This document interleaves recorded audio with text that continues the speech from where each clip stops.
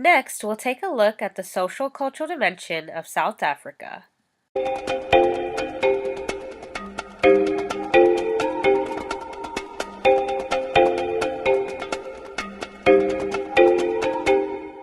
South Africa is comprised of many languages and dialects. Its primary language is Afrikaans.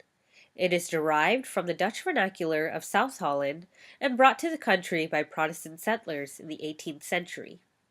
This language is then followed by Xhosa at 16%, and also English, which is fluently spoken by 10% of the population of South Africa. South Africa has many other minor languages spoken based on location, background, and community. Nearly every South African is associated with a religious affiliation.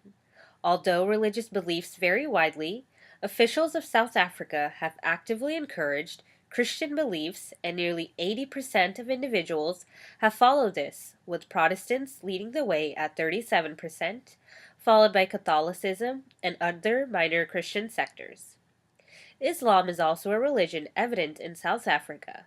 A majority of its members are of Indian or Pakistani descent and are primarily located in cities of Cape Town, Durban, or Johannesburg.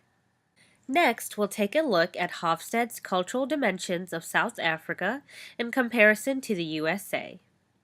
Looking at the Hofstede Index comparison between South Africa and the United States, we are able to see a close similarity in many categories, such as masculinity, uncertainty avoidance, and indulgence.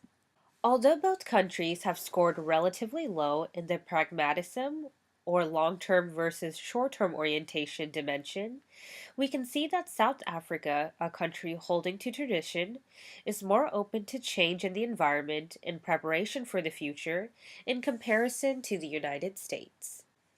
South Africa is comprised of many different religions, ethnicities, and races, which is reflected in its individualism score on the Hofstede Index of 65. This suggests that its social framework is more loosely knit and individuals are more concerned about their own surroundings. However, South Africa does score less than the USA at 91, showing that some collective thought continues to exist in South Africa. The score of 49 given for the power distance dimension of South Africa suggests that hierarchical order continues to exist in its society, in which each individual has a place. Hierarchy in an organization reflects inherent inequalities, evidence of centralization, and subordinates are expected to do as they are told by their respective superiors. The Human Development Index is utilized to implement criteria to understand the development of a country. South Africa ranks at 116 in the world with an index score of 0.666 versus the USA at number 8 with a score of 0.915.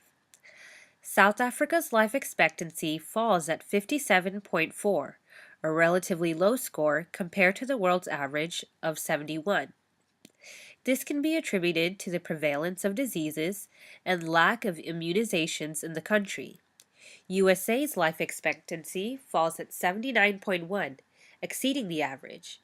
This is due to the emphasis placed on health diets and healthy lifestyles in the nation.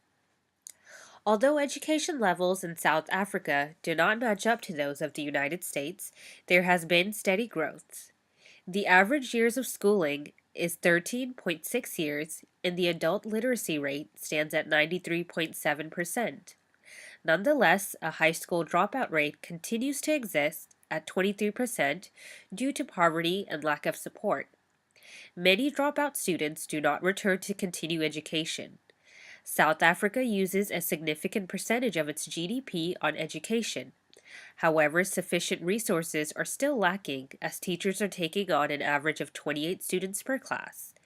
The government of South Africa has employed the 3 T's to emphasize education in its country: teachers, textbooks, and time, because with education comes growth for the nation.